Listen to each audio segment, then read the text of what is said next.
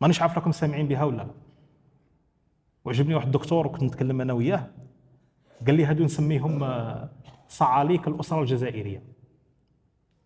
صعاليك الاسره الجزائريه. عباك ولادنا شراهم يديروا دوك، شوف الحيله ونورا.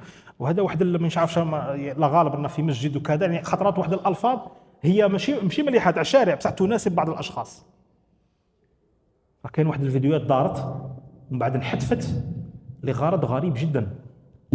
يجي دروك الشاب راه مريح مع الاب تاعه ولا الام تاعه، انتبهوا مليح، حرزوا رواحكم من هذه. هي راهي شاهد في فيديوهات تاع حرقه، وحدين حرقوا طاحوا خرجوهم موتى من البحر كذا. بالعمية عندك بويا، عندك بويا، عندك شفتها مسكين الاب يتاثر. عندك ما عندك مساكين هذو حرقوا البارح، كانوا مديرين عندكم كي لقاوهم دايرين كي خرجوهم كي كذا. بعد مده انا ما عجبتنيش البلاد وني باغي نحرق وكرهت، ويقولها قدام بوه قدام امه نورمال. وهو خواف، هو لو كان يعوم عند الشط يبعد غير شويه يخاف يولي ما يقدش يركب في بوطي. هو ما راش كاع ناوي باش يحرق تماما والو،